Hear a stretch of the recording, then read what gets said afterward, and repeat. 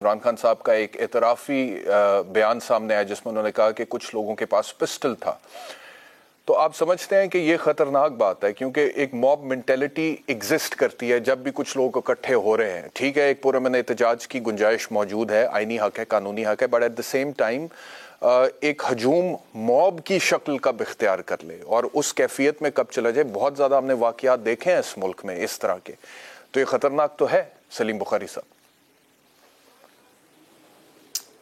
بس سر، بہت شکریہ آپ کا. آپ نے اتنا کچھ کہہ دیا اور اتنی تفصیل سے کہہ دیا ہے کہ بہت کم گنجائش میرے لیے باقی ہیں، اور ساری ہی باتیں آپ کی درست ہیں. ان کو آنکھیں بند کر کے، کان بند کر کے تسلیم کر لینا چاہیے. میں اس میں تھوڑی سی اضافہ جو ہے وہ کر دیتا ہوں جتنی میری کیپیسٹی ہے.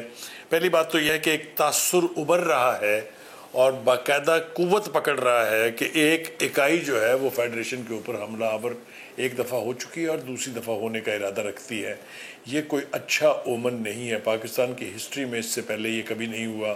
بلوچستان جس کو بہت ہی سمجھا جاتا ہے کہ وہ وہاں کے لوگ جو ہیں وہ وہاں بڑی تحریکیں چل رہی ہیں سیپریٹزم کی اور پتہ نہیں کیا کیا، لیکن اس کے باوجود بھی کبھی نہیں سنا گیا کہ بلوچستان سے کوئی حملہ آور ہوا ہو اسلام آباد کے اوپر. سندھ میں بھی آپ کو پتہ ہے کتنی تحریکیں چلتی رہی تھی، جیسے سندھ کی تحریک سے شروع ہو جائیں اور پتہ نہیں کیا کیا، لیکن وہاں سے بھی کبھی کسی نے نہیں سنا کہ کوئی آدمی حملہ آور ہوا چاہتا ہے. یہ تاثر اگر ہے اور اس کے پس منظر میں کچھ شواہد ہیں تو میرے خیال سے بیرسٹر صاحب یہ بہت ہی ڈینجرس آغاز ہے. اللہ کرے کہ اس کا جلد سدباب ہو جائے.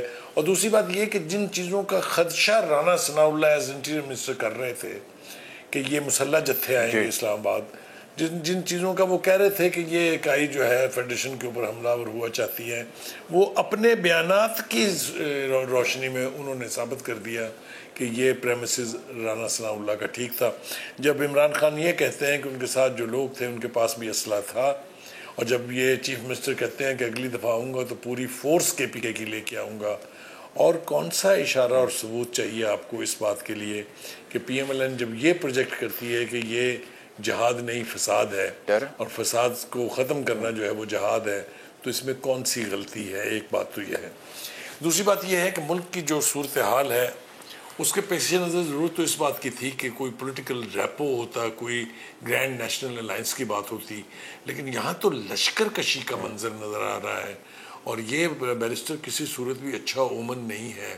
ایک ایسی ڈیموکریسی کے لیے جو اکنامک کرائسس کا شکار ہے، ایک ایسی سوسائٹی جو ڈیوائیڈڈ ہے، جس میں ڈیگرز آر ڈرون، اس صورتحال میں اس قسم کا رویہ جو ہے وہ میری سمجھ سے بالکل بالا تر ہے. عمران خان صاحب کا خیال یہ ہے کہ جس طریقے سے پہلے فیسیلیٹیٹ کیا ان کو سپریم کورٹ نے یہ کہہ کہ یہ آرڈر ایشو کر کے کہ ان کے راستے کی رکاوٹیں ہٹا لی جائیں، جب تک یہ آرڈر ایشو نہیں ہوا تھا 5:15 بجے تک تو وہ اٹک کا پل کراس نہیں کر پائے تھے اور لاہور سے نکل نہیں پائے تھے. یہ بات اسٹیبلشڈ ہے، یہ بات فوٹیج کے اوپر موجود ہے.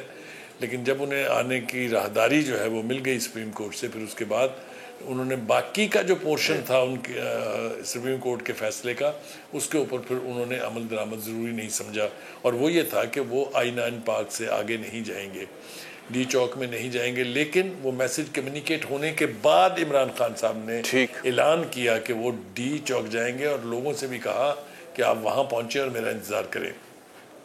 بیرسٹر صاحب، میں آپ کے پروگرام میں ایک وضاحت کرنا چاہتا ہوں کہ یہ ڈی چوک ریڈ زون کیوں امپورٹنٹ تھا، کیوں عمران خان صاحب کی ضد ہے کہ وہاں جائیں گے. وہ آپ کو معلوم ہے کہ behind the parliament building and behind the prime minister's house یہ there is something called diplomatic enclave, جس میں تمام ممالک کی ایمبیسیز ہیں، اور سب سے پہلے